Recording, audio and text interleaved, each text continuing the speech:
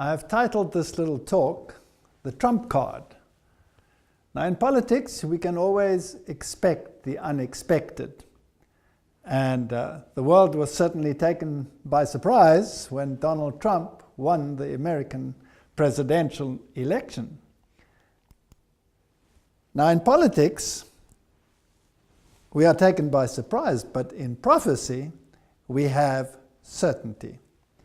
And when we look at the prophetic picture of the book of Revelation, then we can see that there is a plan and there is a movement in a particular direction. And even though it looks confusing out there and sometimes doesn't work according to our expectations, the plan will be fulfilled according to the prophetic picture. In Revelation, we read that the second beast will form an image to the first beast.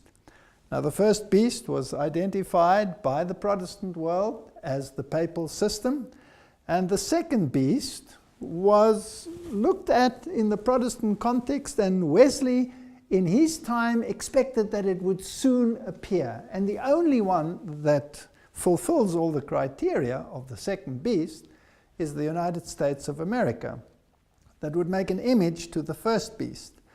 Now the first beast, as we know, was a politico-religious system that dominated world events and world affairs. And so the second system will be the same, where politics and religion will be mingled with each other and will elevate the first beast in the process.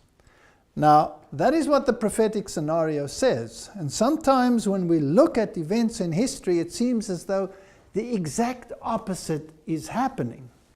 JFK said the following: "I believe in an America where the separation of church and state is absolute, where no Catholic prelate would tell the president, should he be Catholic, how to act, and no Protestant minister would tell his parishioners for whom to vote, where no church or church school is granted any public funds or political preference, and where no man is denied public office merely because his religion differs from the president, who might appoint him, or the people who might elect him.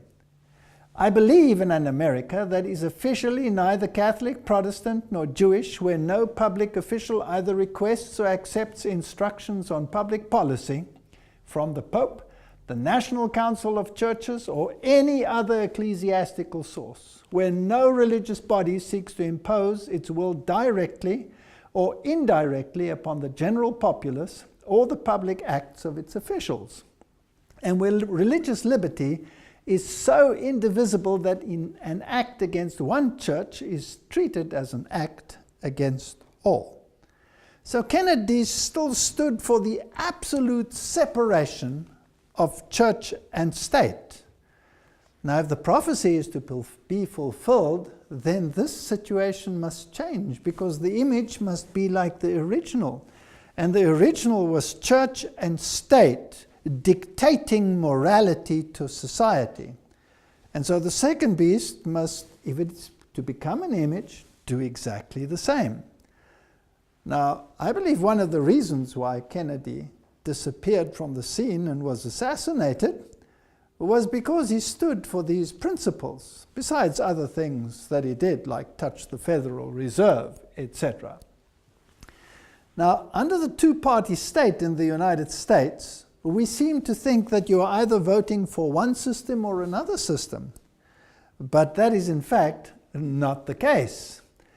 Quigley, who was Bill Clinton's favorite professor, said the following in his Tragedy and Hope: "The argument of two parties should represent opposed ideas and policies. One perhaps of the right and the other of the left is a foolish idea acceptable only to doctrinate and academic thinkers. Instead, the two parties should be almost identical, so that the American people can throw the rascals out at any election without leading to any profound or extensive shifts in policy.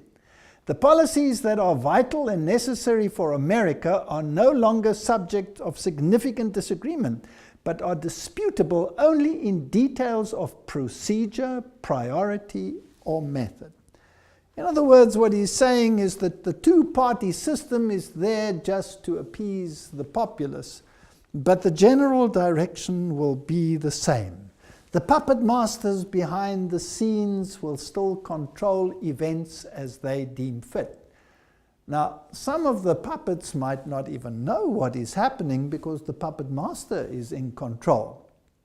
And sometimes even high officials can be misled or be thinking that they are doing one thing when they are actually propagating something else.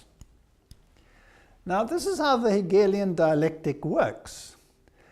If we have a look at a definition, it says it's a framework for guiding thoughts and actions into conflicts that lead to synthetic solutions which can only be introduced once those being manipulated take a side that will advance the predetermined agenda.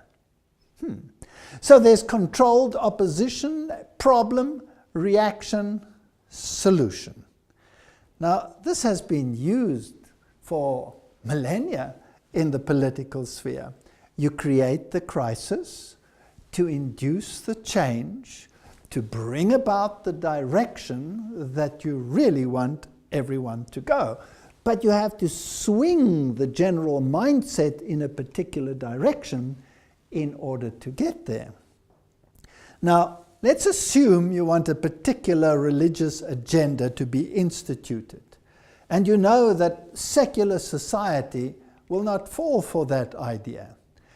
Then you can bring in this dialectic and bring in an opposing view, bring in an opposite view which becomes totally unacceptable to the general populace, forcing them in a direction where they will eventually embrace that which you wanted all along, but had they remained middle of the road, they would never have accepted such a solution. So this is a method of mind control, mass mind control. Now, when we look at the Obama legacy, then this becomes apparent. He's the one who said Trump is unfit to serve as president. And Donald Trump was using all the failures of the past administration to highlight his points. I mean, if you look at the entire world, it's in chaos. Refugees are streaming in all over. Bombs are exploding. ISIS is out of control. And all of these issues play on the minds of people and is herding them in a particular direction where they want to ensconce themselves and protect themselves from these waves of evil that are rolling in upon society, and then perhaps doing exactly that which prophecy said they would do, which they would not normally have done had the circumstances been different. So what is the legacy of Obama and Hillary Clinton? Well, it is a liberal agenda. We have seen so many changes in society and so many laws being brought in where, well, a Christian morality seems to be decimated, nothing left of it, so that those that have a Christian ethic would want to scream out and say, we have to change this world. It can no longer carry on like this. And this is exactly what you do. You swing the pendulum to absolute liberalism in every sphere, and then you let it go and let it swing to the other side so that you can get exactly what you want and what prophecy predicts. Obama is the one who said the future must not belong to those who slander the Prophet of Islam. Now, if you look at the web pages, there's so much conjecture as to whether the man was perhaps a clandestine Muslim. And there are pictures of his ring, which tends to be Islamic, and there are pictures of him in Islamic dress, and many, many statements to this effect. And if you look at the administration, many high officials are of the Muslim faith. So it seems as if America was being taken away from its Christian roots and swung in another direction. But prophecy said that the second beast, the United States of America, would implement legislation that would further the first beast, which is Catholicism. And therefore it must be a Christian nation bringing about Christian legislation. And here you had Obama taking the mindset in a totally opposite direction. This is a brilliant Hegelian dialectic. Whether he knew about what he was doing, whether he did it consciously, or whether he did it subconsciously is irrelevant. The fact of the matter is, this is what has happened. I believe, of course, that the insider elite is pretty clued up as to what the agenda is, but nevertheless, one can leave open the option that they might have done it unknowingly. But this was the legacy. And now, with the Trump administration, we are going to probably see the pendulum swing. Catholic Herald, Obama calls for world leaders to heed Pope Francis's message. The President of the United States said he wants fellow world leaders to reflect on Pope Francis' encyclical talking about the environment. So you have this dichotomy of thought. On the one hand, you have this movement towards a totally different religious system, and on the other hand, you have this underpinning of the papal system. And under his leadership, you had the visit of Pope Francis, where he went through the entire procedure, almost like a president of the world being inaugurated, speaking from the balcony, which is a step higher than any of the presidents have done. So you have this dichotomy of thought. You have, on the one hand, the appearance that it's moving in this direction, and on the other hand, the realities of the laws that it's moving in another direction. And then you had the two opponents. You had the one standing for the principles of the right, the other one standing for the principles on the left, and it was a vicious campaign. Now, is this a dialectic, a Hegelian dialectic? Is this a game of good cop, bad cop, or two ideologies which are to undergo pendulum swing? Well, let's have a look at some of the facts without judging any of the individuals and see whether we can come up with some form of conclusion.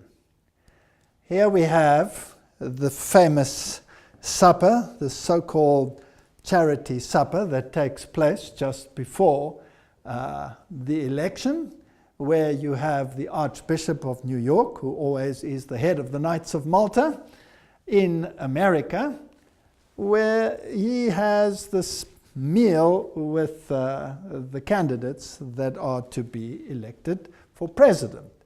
And you can see the jovial nature. This is church and state at its best.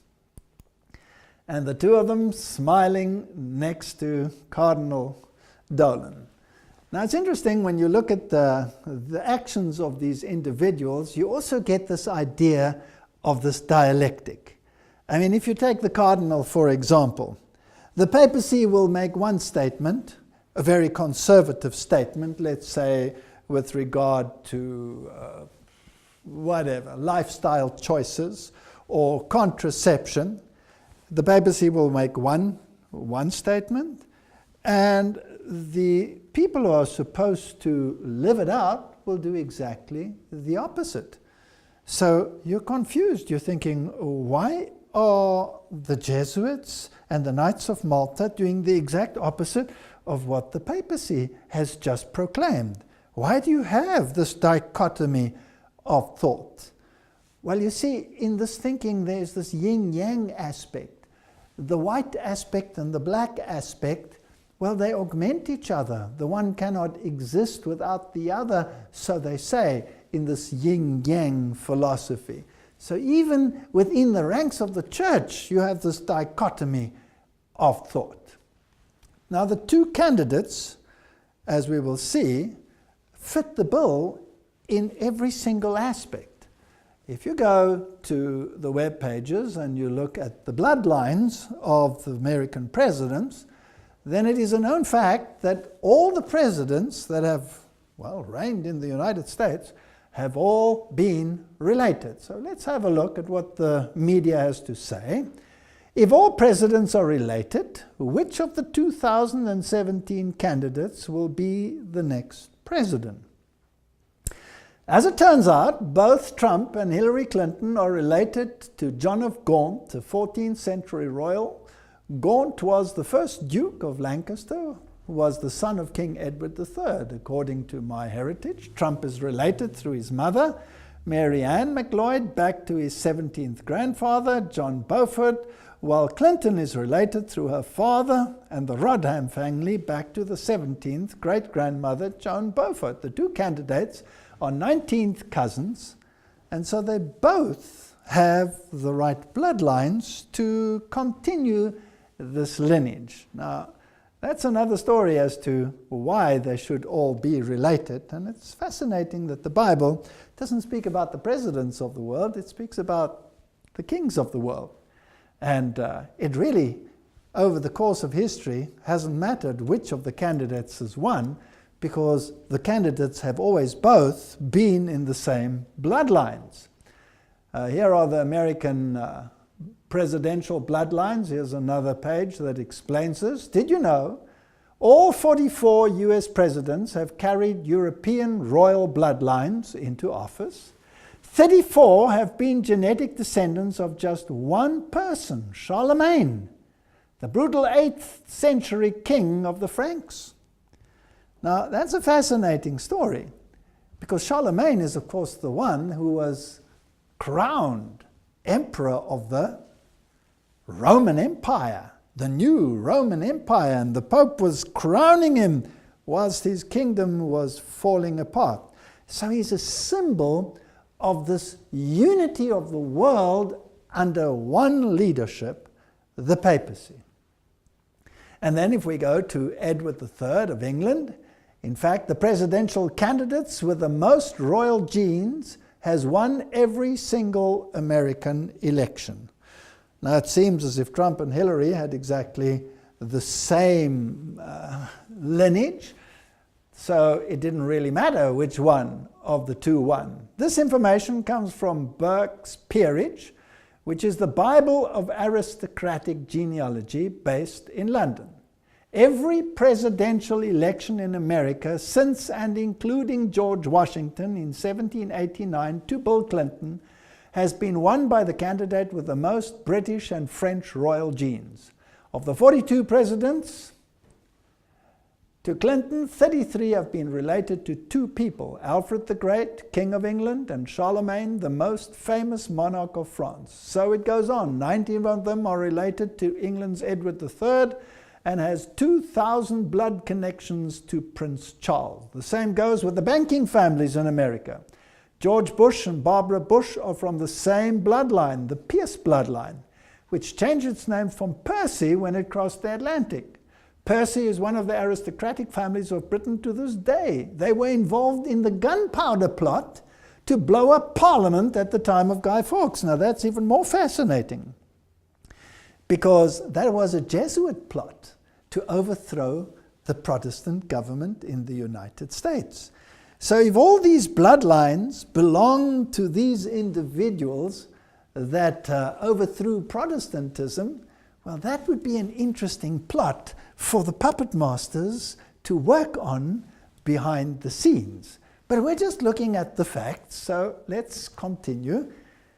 The Mail online predicted or showed that The Simpsons predicted a Donald Trump presidency, and it didn't end well. Time travel episode from 2000 featured Broke Nation relied on aid from China.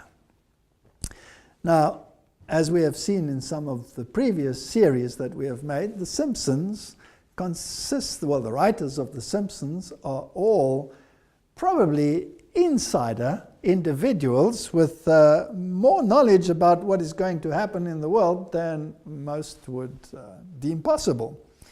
And as some candidates have said in the past, if something works out the way that it has worked out, it works out that way because it was planned that way. So there is that element, but there is also, of course, an element of luck maybe involved as well. Now, the Simpsons generally use many esoteric symbols in their productions, and they have been extremely accurate on a number of issues and have predicted many things that seemed unlikely or impossible years in advance. 9/11 being a case in point, the destructive events in the United States, and in their particular little issues, 16 years before this presidential election, they showed their character in the same dress as Hillary Clinton would be wearing, including the necklace, including the earrings, and that's rather fascinating. It's interesting that she actually wins the next election, but according to their scenario, Donald Trump would win the current election. So that's rather fascinating, and some of the statements and the ideologies that were contrasted there are, well, very strange to say the least. This comes from the year 2000, and they show Trump in his red tie and his jacket between the flags, and this happened in reality. So they're pretty accurate. But it gets even more bizarre because they show that Trump, that's in 2000, greeting the people in Trump Towers, going down the escalator, raising his hand, and again he has the red tie and the suit on. And reality, 2015, Trump greeting the crowds, going down the escalator of Trump Towers. I mean, it's pretty accurate. It's pretty sharp. Now, whether this is pure coincidence or whether it is not is actually irrelevant. Some of the more bizarre ones, rather interesting, are the maps that we will see in a moment. And you can see their character here saying, oh no, it's actually come true.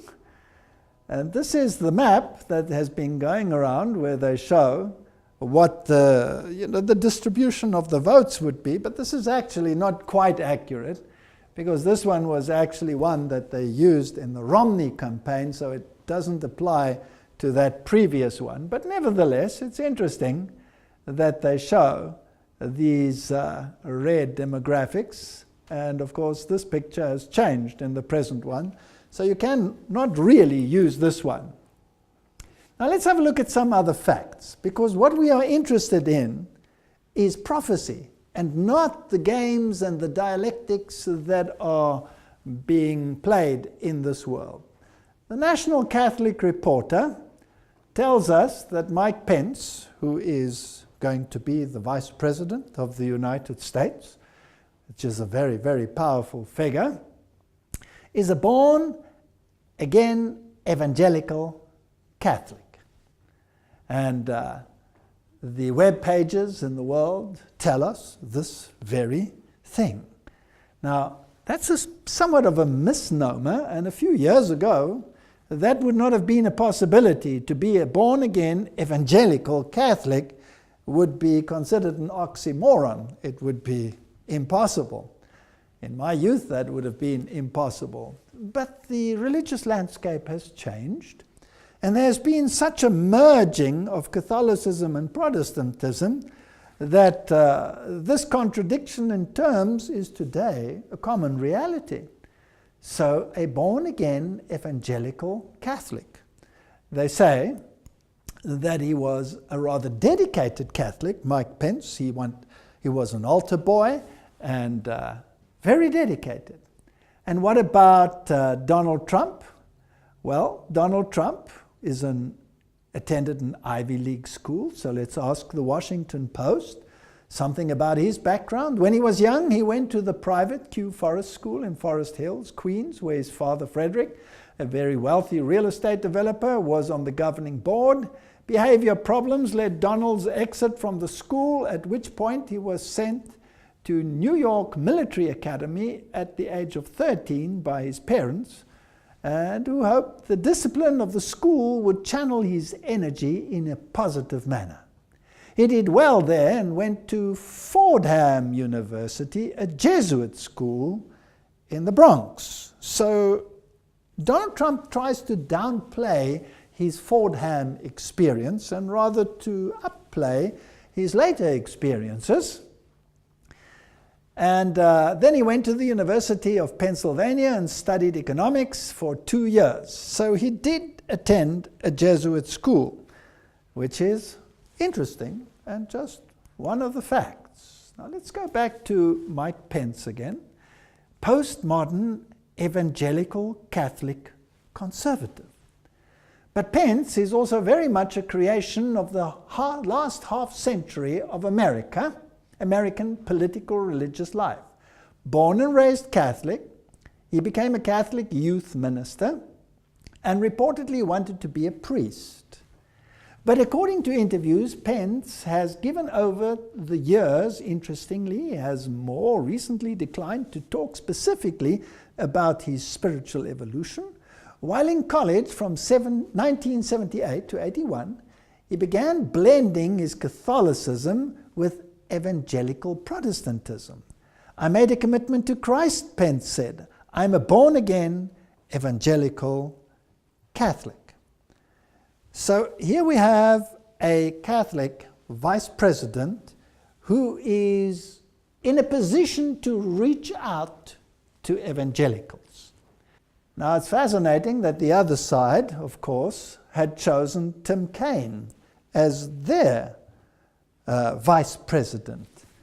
And the two met in debate, and apparently Mike Pence was the stronger candidate in that debate, or so they say. But nevertheless would have made any difference because both of these are Catholic gentlemen. And let's have a look what the Harvard Divinity School tells us about Tim Kaine and Mike Pence and Veith.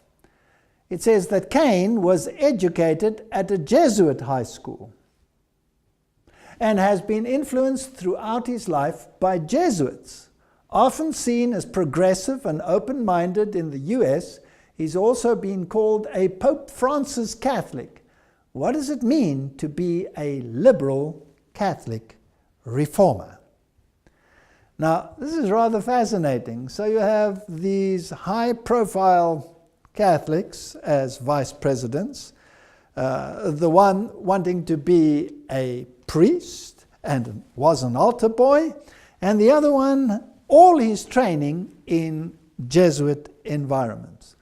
Now it's interesting that the Jesuits themselves say, or Ignatius Loyola said, that if you have to choose sides, then a Jesuit can choose one side and represent it to the point of death, while a fellow Jesuit may choose the opposite side and defend that to the point of death. That is the Hegelian dialectic, and it's fascinating how it works. So it really wouldn't have mattered which one of these two would have become the vice president. And it really wouldn't have mattered which one of these two would have become president. Now, before I even talked about this, I thought that Hillary Clinton would probably fit the modern profile somewhat better, but I also said it doesn't matter which one of them wins. But now on reflection, it becomes rather interesting that it went the way it went.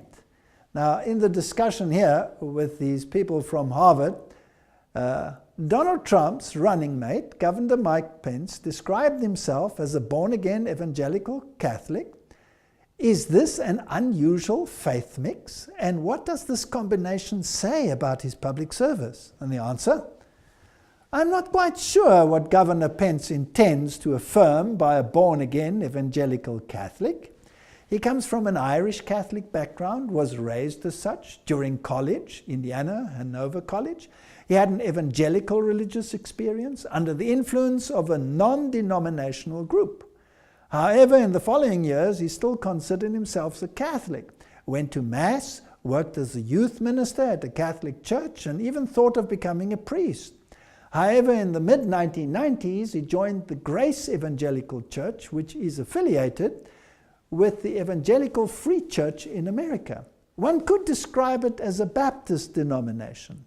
It was, however, the church to which he started to take his family in Indianapolis.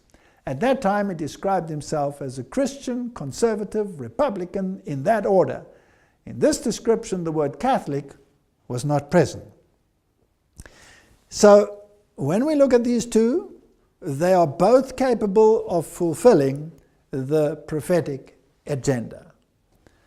Pope Francis calls for unity between evangelicals, Catholics, and he said that division is the work of the devil. So they had to be brought together. So Pence is actually the perfect one, because he is both Catholic and evangelical and can bring them together. Pope Francis has called for unity amongst evangelicals, Catholics, and Christians from other denominations, emphasizing that we are one in Christ and warning that division between the groups is the work of the devil. Division is the work of the father of lies, the father of discord, who does everything possible to keep us divided, Francis said in a video message to a gathering sponsored by the John 17 movement. Now, the John 17 movement was a movement to gather all the evangelicals under one umbrella, under the papacy, or together with the papacy. Charisma News gives a very interesting insight. It tells us that Kenneth Copeland laid hands on Donald Trump and prayed over him. This is fascinating. Well, Charisma News is a very prominent journal.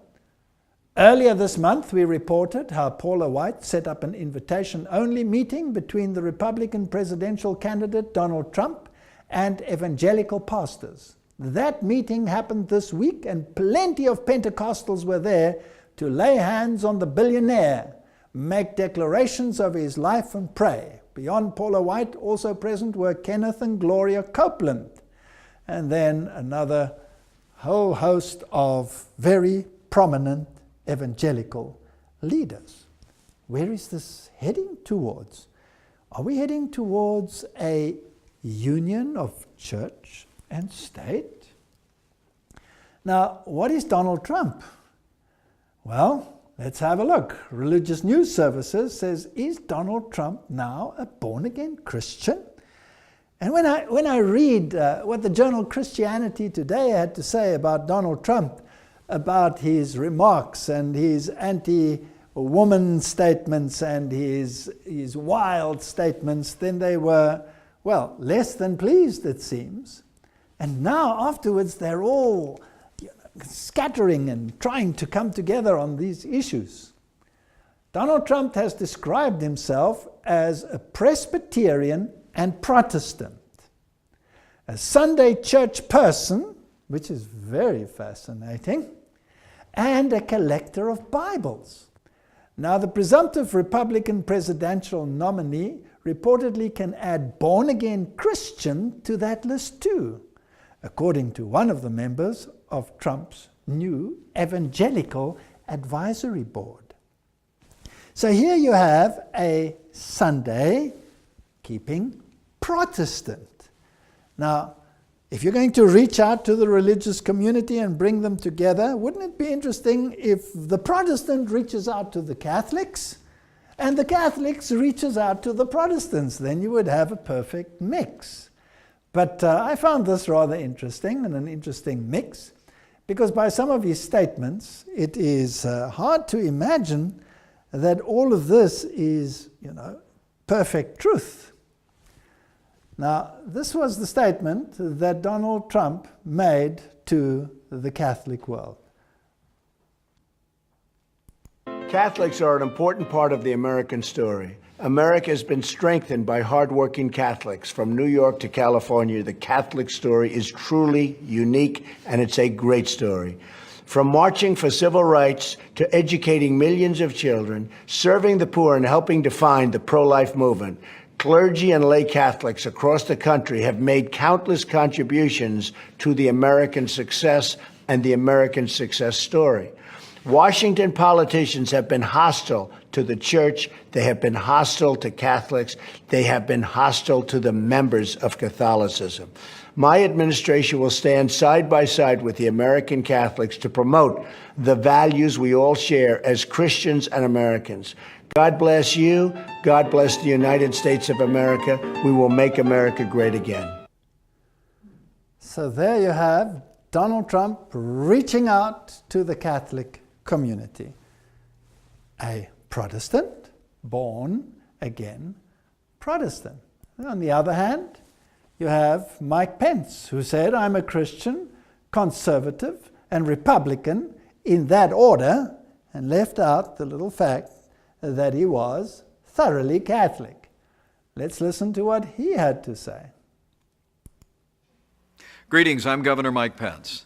You know, it's my honor this year to serve as the Republican nominee for Vice President of the United States with my running mate, Donald Trump. I'm grateful to be able to join you, if only by videotape, but I'm not sure how they introduce me.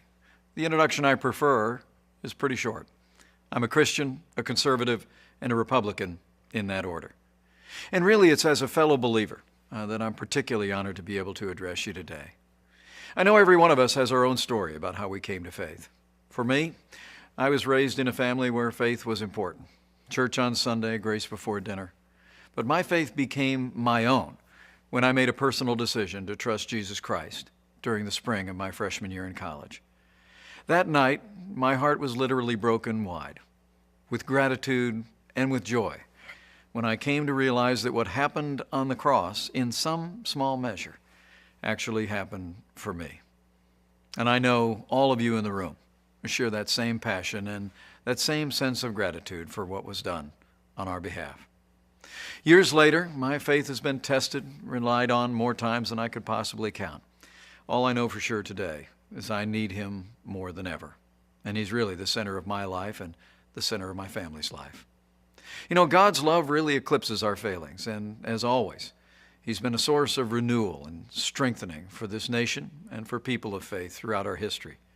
In these troubled times, I believe we stand at a turning point, when those who cherish faith, those who cherish freedom, those who cherish the sanctity of life and all the liberties enshrined in our Constitution should step forward and heed the call to action. I joined Donald Trump on the Republican ticket because I believe he has the right leadership and the right vision to make America great again. President Donald Trump will appoint justices to the Supreme Court who will uphold our Constitution and the rights of the unborn. Donald Trump will also sign into law legislation that will free up the voices of faith all across this country by repealing what's come to be known as the Johnson Amendment. The Johnson Amendment's literally been on the books since the 1950s, and it essentially threatens tax-exempt organizations and churches with losing their tax status if they speak out on important issues facing the nation from the pulpit. Donald Trump and I are both committed to work with renewed Republican majorities in the House and the Senate to repeal the Johnson Amendment once and for all. You know, the truth is that a careful study of American history has shown that the strength of our nation has come from our communities of faith. Throughout our history, it's been the voices of faith that more often than not have driven our nation to a more perfect union. It was the pulpits around the American founding that thundered against the tyranny of King George. It was the pulpits around America that spoke of the evils of slavery and brought an end to the scourge of slavery in America, even through a great civil conflict. And it was voices of faith and communities of faith that transformed our nation through the civil rights movement in our own lifetime, and we're a better nation for it. The choice today for all of us, though, could not be more clear. I've never seen a more dramatic choice in a national election in my lifetime. I truly do believe we're come to a time for choosing. And I think it's a time in the life of our nation when people who cherish life, when people who cherish our liberties, when people who cherish the great traditions that are enshrined in our Constitution should come together and support Donald Trump and our agenda to make America great again. In these troubled times at home and abroad, challenging times for American families, I'd like to encourage you to do one more thing, and that is to bow the head and bend the knee in the days that remain in this election. Pray for our country. But as you do so, please pray as Lincoln said was his prayer. Not so much that God would be on our side, but that we would be, in his words, on God's side. Because I truly do believe in my heart of hearts that what's been true for millennia is still true today. That if his people, who are called by his name, will humble themselves and pray, he'll again do as he's always done throughout the storied history of this nation. He'll hear from heaven, and he'll heal our land. This one nation, under God, indivisible, with liberty and justice for all. Thank you for giving me the opportunity to address you today.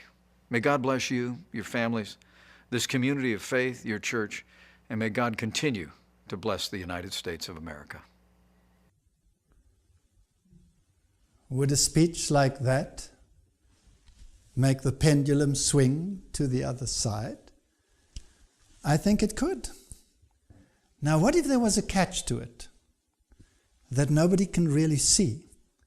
They can only see the negatives and the legacy of liberalism at the present time and the disasters that go along with it. And here is this hope of the pendulum swinging to the other side and embracing this promise of a healed land and a healed society. But what if it has an arrow embedded in it? A new America.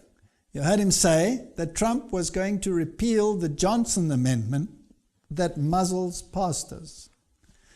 During his acceptance speech, Trump thanked the evangelical community for their support, adding, "You have so much to contribute to our politics, yet our laws prevent you from speaking your minds from your own pulpits. An amendment pushed by Lyndon Johnson many years ago threatens religious institutions with the loss of their tax-exempt status if they openly advocate their political views. I'm going to work very hard to repeal that language and protect free speech for all Americans." Let me take you back to the beginning of this little talk. What did JFK say? I believe in an America where no pope and no Protestant prelate will tell the parishioners how to vote. And here we have a man who is saying that he will rescind the clause that makes it impossible for them to do so. Isn't this church and state coming together?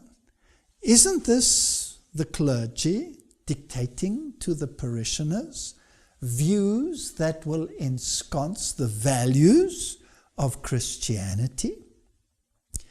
Now, if the values of Christianity were upheld, that would be a marvelous thing. But what if there were certain laws in that package that were actually laws of the first beast, that the Protestant world had identified as Antichrist, and that these laws, when enacted, would negate the law of God?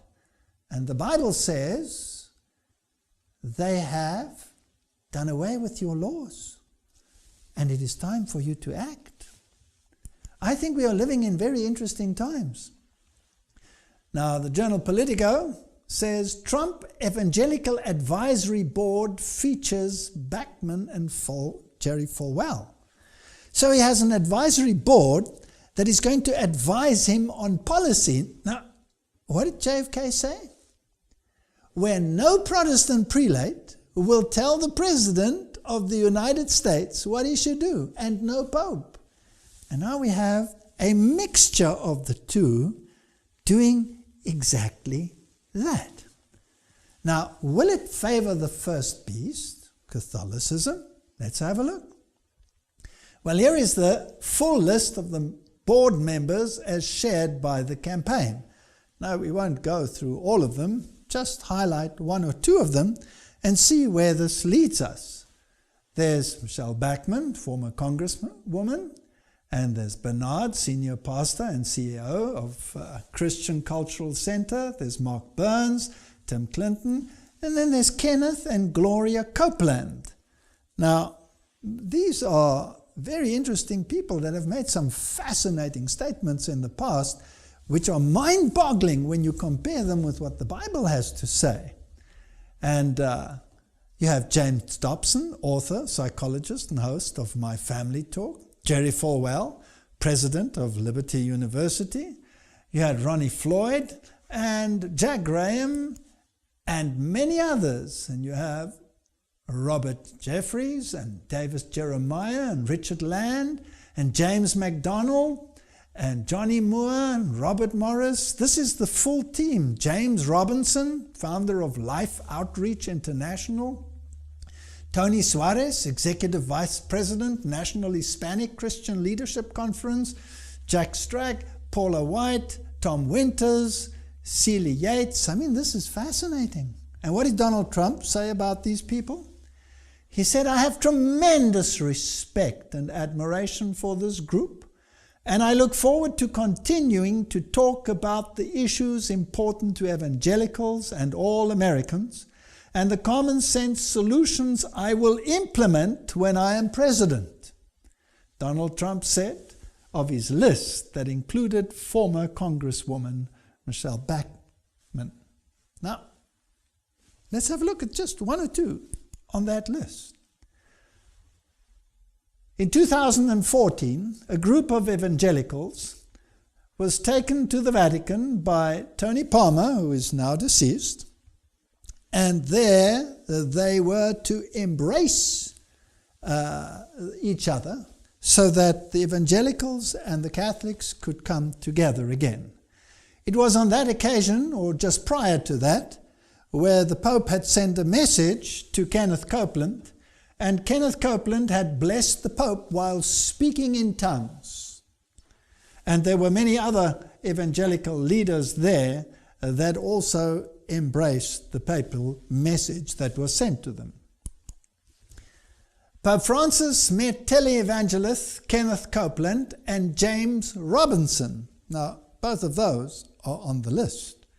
So this is rather fascinating. These people went to Rome to discuss the reunification, and this event is going to be very prominent and public in the year 2017, when the Lutheran world celebrates its 500th centennial of the Protestant Reformation. So these are the issues of the day. The Christian Post says megachurch pastor Jack Graham ready to champion Donald Trump after meeting with 900 evangelicals. Now, he's also one of those that went to the Pope. Former Southern Baptist Convention president and megachurch pastor Jack Graham says that he is ready to champion Donald Trump after attending the meeting between the presumptive Republican nominee and over 900 evangelical pastors and activists in New York City on Tuesday. These people are, on the one hand, now the advisors to the president, and to bring about this change, this making America great again. And on the other hand, they are the ones who are negotiating with the papacy for reunification. In fact, that is exactly what Donald Trump vowed to do. Donald Trump vowed to close the gap between church and state, according to Time. And it states that the GOP presidential nominee has tripled down with one base of political support that has steadfastly remained with him: white evangelical voters, by promising to dismantle the laws that separate church and state in America. Now, it's fascinating what he said on the issue. And if you look what happened to religion, if you look at what's happening to Christianity, and you look at the number of people going to the churches, and the evangelicals know this also, it's not on this kind of climb, it's on this kind of a climb of slow and steady in the wrong direction, Trump said. A lot of it has to do with the fact that you've been silenced. You've been silenced like a child has been silenced. You have a chance to do something that will be earth-shaking, he said. I literally mean it, earth-shaking. You've got to get your people out to vote. Now, if this is what Donald Trump promised, then he is promising precisely what the Bible said would happen. An earth-shaking event that will induce God to intervene in human affairs. It's interesting that both Donald Trump and Pence said that they cherished the Sunday because that was part of their heritage and that is what they remember of their childhood. Now, the Lord's Day Alliance in the Boston Globe said the following: the Lord's Day Alliance, founded by 6 major Protestant denominations in 1888, I find these dates so fascinating, spent a century fighting to force industrialists to give workers time to attend religious services and later to protect the blue laws. Those are the ones that bring in Sunday legislation. But little by little, drinking, sporting, shopping became permissible on Sundays. In the last 20 or so years, the group has shifted to advocating to an internal recognition of the Sabbath. The point is, where can a stressed-out society find regeneration and renewal? Said Reverend Rodney Peterson, executive director of the group, who drew dozens of people to an interfaith conference on Sabbath observance last week at the Old South Church in Copley Square. So this was reported in the Boston Globe on November the 2nd, 2016. This is an evangelical agenda to bring Sunday back into the mainstream again. And here we have candidates, I believe, that are in a position and have the power base to do it. Because for the first time, Republicans control both houses. This is one of the most powerful presidents that the United States has ever had. And if ever there was an opportunity to bring about the prophetic scenario, it is now. I'm not saying it will happen. I'm saying it is possible for it to happen. Revelation 13 verse 15 says, "And he had power to give life unto the image of the beast, and that the image of the beast should both speak and cause that many as would not worship the image of the beast should be killed." Is this the time in which this prophecy will be fulfilled? Only time will tell.